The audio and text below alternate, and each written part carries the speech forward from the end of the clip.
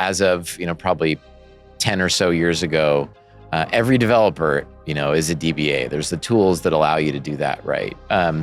And today we're at the point where AI, that's where AI is, right? Any software engineer, anybody can become an intelligent AI user.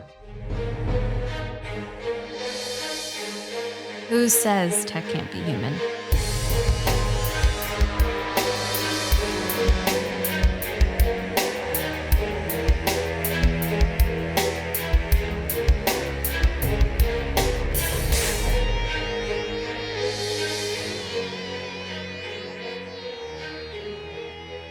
What's going on, Hacker Valley fam? Welcome back to the show.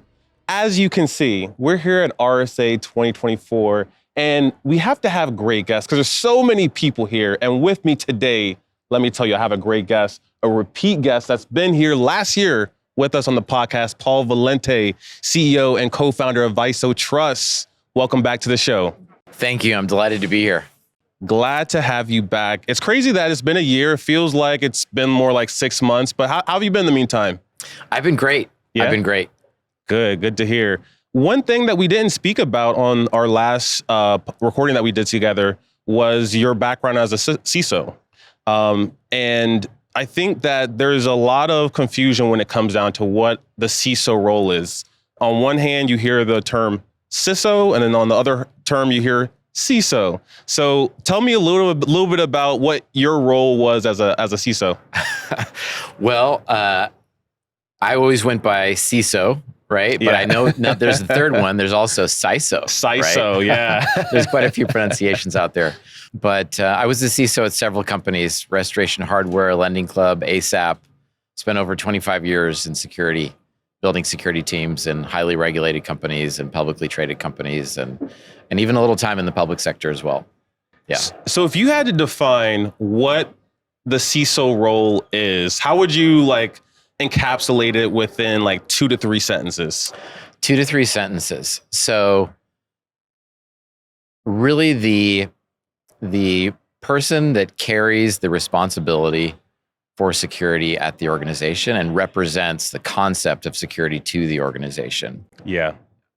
Informed captain. I look at CISO as kind of like the CFO of security. They're responsible of all things security. And also if they get breached, that's the person that you're going to go to and speak, maybe yell at, fire, or give a hug. Maybe they adverted a breach. Would you agree with that? I would absolutely agree with that from experience.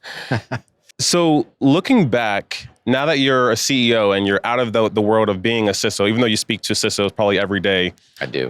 What drove you to that title and that role in the first place? You mean moving from a CISO to a CEO? Moving to security practitioner or to a CISO. Yeah, exactly. Yeah, so that was really kind of a natural transition for me. I started out as a technologist. I went from there very quickly into disaster recovery and security. And then security tended to be the thing that was where my skills were just most valued and most needed. I repeatedly found myself in situations where I was building programs, and it was only natural for me to become a CISO in order to deliver the most value to the organizations that I was at. So, I didn't spend a lot of time thinking about it. I wasn't kind of setting out with that as my target. Okay. It was a very natural transition for me as I grew with the programs that I built. And when you were a CISO, I could have swore you said that you were doing that for about 6 years. So I was at 6 years leading the security program at Lending Club, but over 25 years building security programs and various CISO roles at several different companies. Also, multiple CISOs that you've been. Okay. Restoration Hardware, Lending Club, ASAP, I think in chronological order. Yeah. Before that, a company that later became Blackbaud as well. I built the security program there as well. Amazing. When I first learned about the role, I thought that there would be a lot of hands-on security work because you're the person that's overseeing everything. And then I started to think, well, maybe it's like being an architect because you're looking from above. But from speaking to so many CISOs, I've heard that it's more of like being a business person, like where you're engaged and part of the executive team. You're not necessarily speaking the language of security, you're speaking the language of business. What would you say was the core pillars that you were focused on in your last CISO position? So in my last CISO position, I definitely fulfilled all those things that you mentioned. I was not the kind of chief architect or chief technologist. I had a leader of security engineering that essentially carried that role for me, or for us, for the team, which actually became my co-founder at VISO Trust. Fantastic security expert and machine learning expert, Russell Sherman. He's the CTO at VISO Trust now. But I represented to the business really what security means with regard to being strategic for our company, right? I think that was really the main responsibility. And then representing back to the technology organization, kind of the other side of that, right? What needs to be implemented to incorporate the strategy of the business into security technology, right? Yeah. On the cyber startup, cyber vendor route, you typically see product manager, but product manager or someone from product kind of elevating and then ultimately becoming a CEO or founding their own company. And then for CISOs, you typically see being on advisory boards, maybe even a board of director.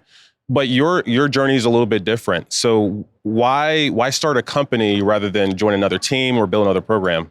Yeah. I think for myself, I perhaps speak for my co-founder a bit here too. I think really the inspiration of being able to contribute the solution for a particular problem to a very, very wide audience, right? Right. We essentially discovered through really the pain and suffering of trying to deal with TPRM and third-party risk at our company, and really being very, very frustrated with that, also recognizing how universal of a problem it was, we became inspired to focus our efforts to solve that problem, not just for us, but for the community at large. And I think what that really means for us is when you can focus just on one problem, instead of focusing a little bit on a bunch of problems for a single organization, you can focus on one problem for an entire, industry, which is exactly what we've chosen to do. And so far found it to be very, very rewarding. I feel like you've hit the jackpot because last year when we spoke, everything was about AI, and it's still the case. And you were already, bringing in that technology, a lot of machine learning. And last year, I think that you also said you were doing like statistical analysis in the platform as well. Yep, sentiment analysis, inference, et cetera. Yep. Exactly. And on the other hand, like since AI is so popping and so hot right now, everybody's adopting it. So third-party risk is a huge factor in that. Yeah. So you're in like this very rare space. Would you say that you see the demand and like people starting to open up their eyes that they need this type of solution? Absolutely. And there's a few different kind of things at work here. So the first thing is every CISO at every company is getting pushed by their business stakeholders to understand AI, to find ways to control the risks with regard to AI vendors and AI in general, as well as to find ways to take advantage of the opportunities. And we're really in a perfect kind of spot there. Our platform allows companies to assess third parties, of course, but also to assess them from an AI trust standpoint, right? So that you can adopt these solutions with the peace of mind that you need from an AI trust standpoint. Then there's, what you were alluding to before, which is how do we address a miserably slow, labor-intensive, complex, painful problem like third-party risk with AI? It turns out that the technologies, of course, that we've been working on for so long, that you were talking about using natural language processing, machine learning, sentiment analysis, supervised machine learning, et cetera, really are the key turning point for TPRM, right? It's a very, very information intense process, and the intense information problems have been insurmountable in the past. Really, there's information that we all need locked in what we call security artifacts, evidence of the security program that companies naturally produce as they build security programs and define things like policies and standards and create tools that output various reports or hire companies to do tests, right? All of those have outputs, right? Yeah. But no TPRM team has had the expert resources in mass to address that and analyze those across, thousands and thousands of third parties. And AI is really the key to doing so, which is what we've been able to deliver for our customers. So break it down for us. Why do companies need third-party risk management? Great question. And it's really interesting because third-party risk management isn't new. And at the same time, though, for many CISOs, it is. CISOs, I remember, I don't know, maybe 5 years ago, talking to a CISO about third-party risk, and them saying, not my problem, right? Really? But nobody says that today, right? Nobody's saying that today. In fact, for the past few years, it's been the top, if not in the top 5, top 3, if not the top thing for CISOs. At the same time, it hasn't necessarily been the top thing that they're actually doing something about. It's a top concern, but there has been such a lack of valuable solutions. Right. Questionnaires don't move the needle on risk. They're highly biased towards positive responses filled out by salespeople, right? We all know that the ratings vendors are just giving us security hygiene on public-facing websites, right? They don't tell you whether a company encrypts your data at rest or what their security program is really like, right? Right. And so with a lack of viable solutions, it's been at the top of CISO's list of things to work on, but with them oftentimes not actually doing anything about it. And we're finally at a point where not only is there no excuse to not do anything about it, but there's a great solution using cutting edge technology. For sure. It's crucial. I think everybody should be checking out third-party risk. It's something that I've been more conscious and aware of, especially because I'm using AI tools. And using tools like even like things like ChatGPT, it makes you realize how much IP that you truly have. Like anything that you enter in any tool, like I think AI made us hyper vigilant. Like, right. They might Do be I using really it want to share this? be training. But I Who think am I really sharing this with right now? But I think that's kind of the important part to advanced technology is to allow your vendors to learn how to better serve you. And I think that comes from data. How is your platform and the way that you're building, encapsulate using previous lessons to make the product and your company better? Yeah. So as a machine learning company and as a company that is focused on the automated interpretation of security-related language. I know that's a mouthful, but essentially evidence and artifacts of the security program have information about security that needs to be interpreted, right? It needs to be interpreted in terms of what it means for controls and what it means in terms of risk. And building models to do that is what our company is focused on, right? And so what that means for us is that from every interaction that we have, our models are learning. Right. Yeah. Now, obviously, we're very concerned about the security of data, the security of our vendors, of our customers, right? And so we go to great lengths to ensure that information is anonymized, that it's used appropriately, that, for instance, vendors are in control of when data is reused that belongs to them, right?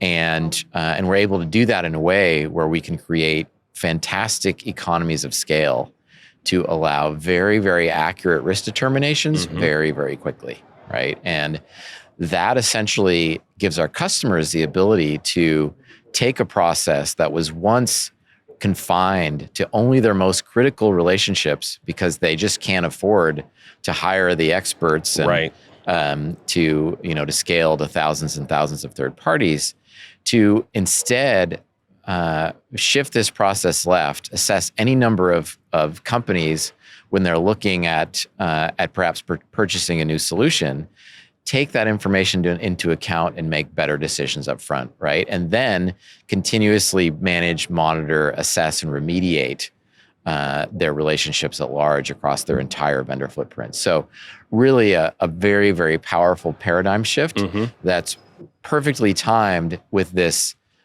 moment in history where every CISO is being held accountable for their entire third-party footprint. I have to jump in for a second to share some details about our sponsor for this episode, VISO Trust, the leading third-party risk SaaS platform built for modern enterprises. Take your security from bottleneck to business driver with the VISO Trust risk intelligence insights, leveraging documents, assets, and networked information to deliver fast and accurate vendor risk assessments.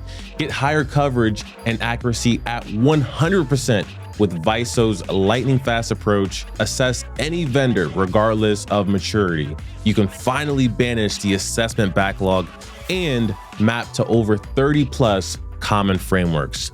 Not only that, you get actionable risk analysis in seconds. How long? 10 seconds instead of 10 hours. VISO Trust is offering Hacker Valley listeners a discount on annual plans, and you can learn more by visiting visotrust.com/Hacker Valley to get started today. Thank you, VISO Trust, for sponsoring this episode.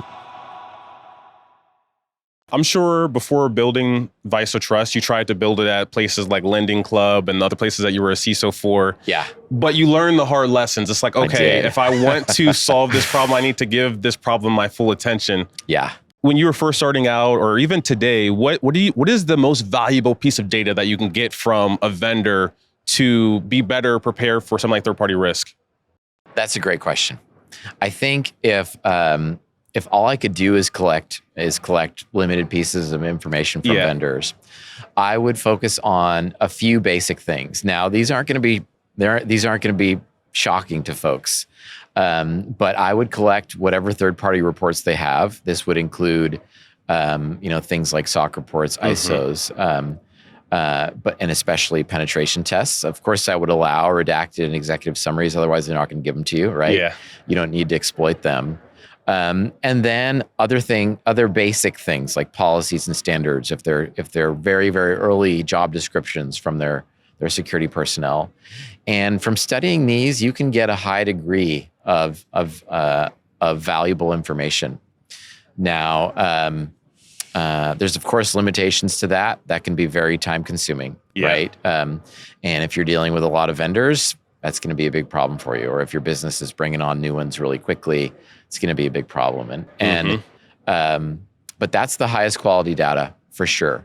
Now, of course, you can't ignore doing a quick web search and seeing whether they've had breach notifications, come out recently, right? So you need to do that. But if you're really small and you're just dealing with a handful of vendors, these are the types of things that I would certainly recommend as the starting point. What I find so fascinating about third-party risk management, especially having a solution, a platform that allows you to see the risk of adopting a technology, is after seeing that risk, you might say, whoa, I actually don't want this platform after all. Has that come up? Do you see that? So absolutely. And it's come up actually recently. We've had we have a fantastic company, great customer of ours, Cruise Automation, which is part of GM. Yeah. And they have been a very, very successful customer on our platform. One of the things they reported to us, which was a little bit surprising for me at first, but once I thought about it, made perfect sense, is that, when they went through some contraction, they actually leveraged the VISO Trust platform to determine which vendors they should keep, and determined that our platform was mission critical in helping them make that distinction. Yeah. Right. It's that was a value prop that I hadn't thought quite as much about. Certainly, in terms of when folks are early on in evaluating vendors, that's something we hear every day. Right, shifting this process left, assessing all the candidates at RFP, RFI, seeing business owners making better decisions about third parties rather than the security team having to be the department of no. Yeah, we hear that all the time, which is really, really powerful and meant a lot for my co-founder and I, because that's what when we were back at Lending Club, that that's what would have changed our lives, right? Yeah. Because we definitely were branded the Department of No and accused of killing innovation, right? Which was not obviously our intention. I think it's really cool that one of your customers said, hey, we're actually going to reduce some of our technologies, the amount of technologies that we have because of things like third-party risk. There's a lot of platforms out there right now that will let you know if you have duplicate licenses, especially like in the SaaS space. But after you find out, okay, I have two graphing solutions, which one do I want to keep? I think looking at the risk that technology brings to your organization is a good way to then make a decision on which technologies do you want to keep around. Absolutely. And I think essentially presenting that information in a way that is really easy for business owners to digest, right, is really key to that. And that's, we've got specific features on the VISO Trust platform, like the executive summary, for instance, that are really geared specifically towards that. So now that you've been running it sounds like there's a lot of adoption. You mentioned that you have Cruise as a customer. What other organizations are taking a look at VISO Trust, and what do you think causes that initial point of attraction between CISO and VISO Trust? Yeah, today the platform is trusted by companies in every vertical, including some of the world's largest banks. And it has become the heart of those companies' TPRM program. And what is really exciting for me is essentially hearing that we have essentially allowed these teams to really reinvent themselves to the business, right? Move from being the Department of No, the Department of Slow, to the model for innovation and automation to which other teams aspire, right? While controlling risk, while reducing things like risk exceptions by more than 75%, right? And these are companies, like Notion, Instacart, Commonwealth Financial Network, right? Lots of companies, of course, and again, in every vertical and really in every geography across the globe as well. Powerful. Love that. As I mentioned in the beginning of the podcast, there's AI, third-party risks, hottest space in cyber today. If you ask me, my background is in security automation. And I know that, especially when security automation was at its pinnacle around 2017, you go to security automation company 1 and then 2, they're very different.